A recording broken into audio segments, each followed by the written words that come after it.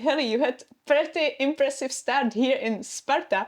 That it was your very first game and you scored a hat trick. How do you feel about it? I know it's like months ago, but still, it's impressive start. Yeah, it was at the beginning of the season, obviously the first game of the season, and it was my first professional game. Really? And it was, I mean, I don't think it could have gone any better. It was a really good team win, and um, it, of course, it's fun to score a lot of goals. And so, um, yeah, I don't think it could have gone any better. And the bus ride back home, I was just texting my parents saying, "Guess what happened?" And they were so excited for me, and it was really great. Yeah, I must just add it. So it was your, let's call it. It was your first professional game, first game in a new club from across the world.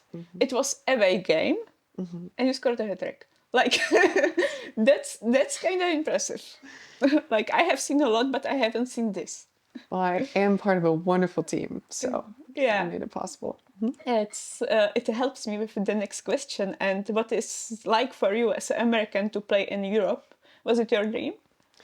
Yes, it was a dream first to play professionally, but then also in Europe. I have family in Europe living here as well. And so they live in Norway, not in Okay. the Czech Republic. And so I wanted to make my way over here at some point. And it just so happens that Europe was my first professional team in contract. And so I'm very, very, very thankful to be here and to experience a new country, new culture, and just kind of get started somewhere new in a big adventure. Okay, tell us something about your beginnings in football. You mentioned that you are from a football family, right?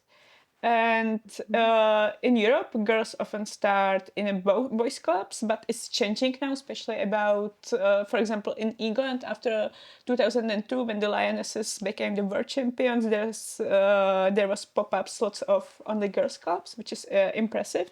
But how was it in the United States when you were little? Yeah, so I started pretty young as well. It was around 4 or 5.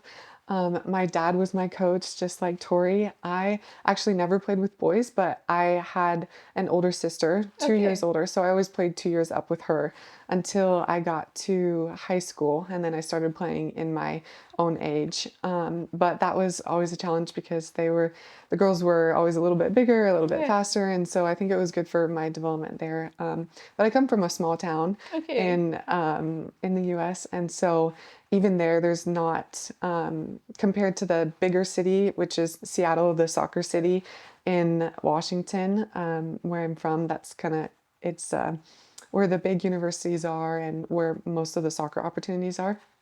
And so, growing up in a smaller town, it would be if I wanted to play for a bigger club, I'd have to drive a lot farther, and that just the best option for me was to play 2 years up with my sister. And Okay. so, I enjoyed that for many, many years. And having my dad as my coach, he also played in university and a little bit in Norway, and so he was also a striker. And so, I felt like I had a good coach to get me through. So you never played with boys? No, That's never played that's quite boys. unusual because I think no other girl in Sparta ever experienced it, especially the Czech ones. Do you feel the difference now that it influenced you when you compare yourself with the rest of the club? I maybe that's an outsider's perspective. They would have an opinion on it. I would in the summers I would do some trainings with the boys, and so Okay. my summer trainings in college and throughout high school were with boys, and so I definitely got the exposure there, and I think that that was really foundational for my collegiate experience, and then coming over here, but. I think the boys maybe are a little bit more creative and can be a little bit more Hmm. technical, and I do see that in my teammates here. And I think maybe that's also just with European soccer in general, they're a little bit more technical compared to the U.S., where the U.S. is the foundation is a lot more based on athleticism Hmm.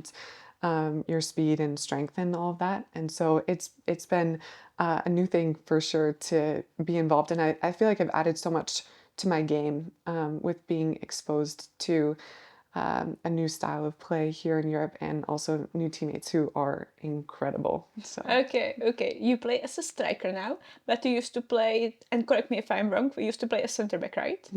That's quite a change, you know?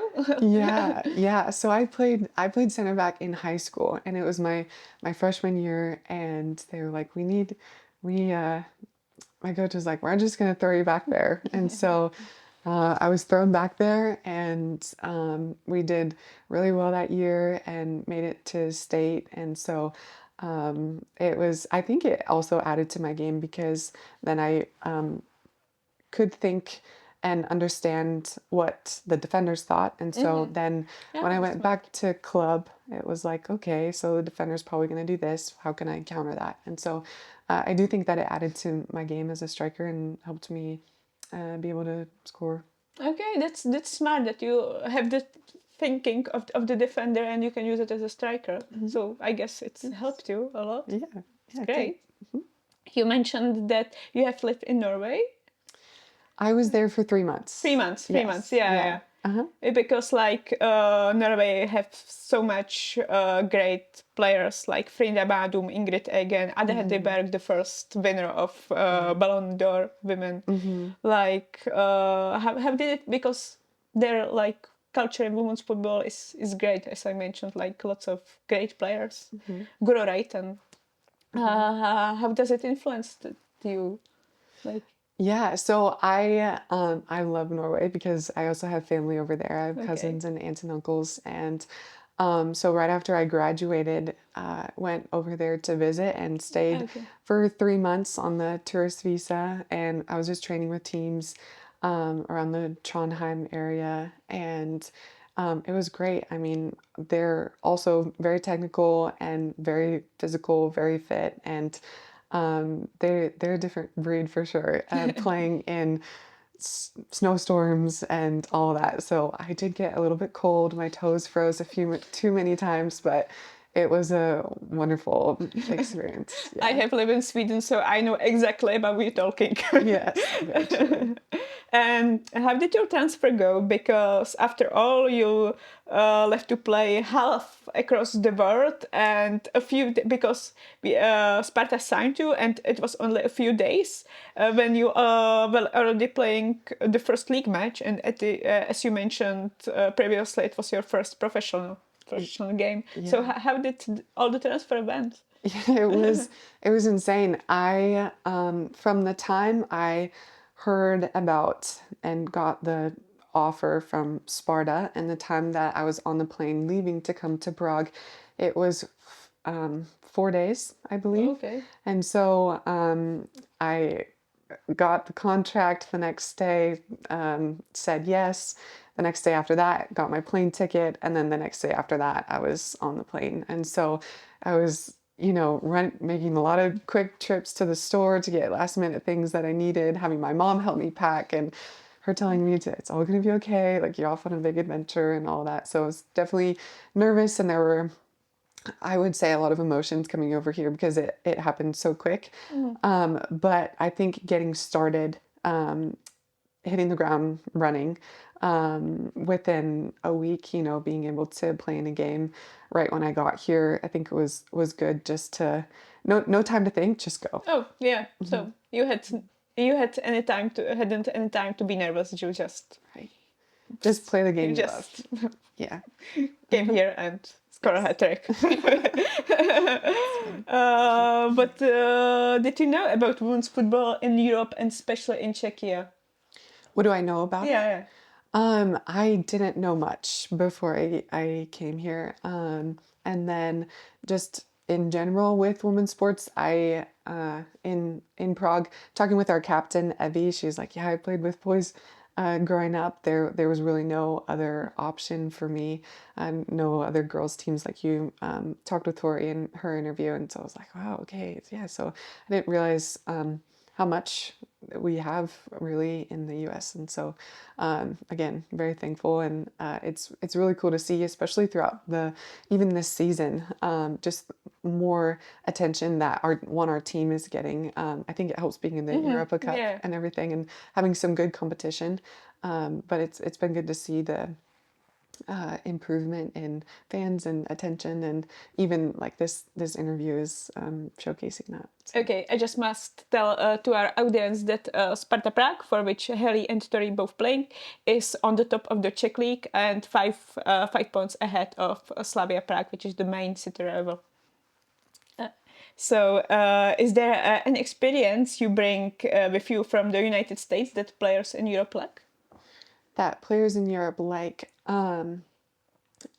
sorry, you said an experience? Experience you bring from US and that we don't have in Europe. Well, first off, the university experience. Playing in the NCAA, you get 4 years, maybe 5 if you have a red shirt. And I think that that is such a special time. And we're trying to convince our younger Sparta teammates to go and play in the US in university for some time, because we all had such a wonderful time there where you're kind of in a bubble. You are in college, so you're learning, but you're also have the whole school support around you in athletics. And so you got that good team spirit, you got people cheering you on, and your friends in your classes come to your games, and you kind of find your best friends there. And so I think that if the experience that we have had would be the college experience, which is Yeah, really special. that's impressive. That's impressive that girls in the United States have this kind of opportunities, and I wish we have it in Europe, because I think it would help us. And as far as I'm concerned, I know that Alessia Russo and Lotte Wuben-Moy, they also played for University League in North Carolina, if I'm not wrong.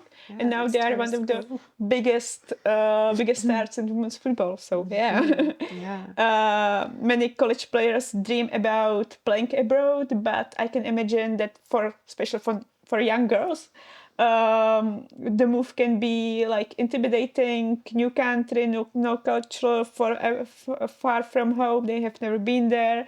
But what do you tell the players who are considering taking that step?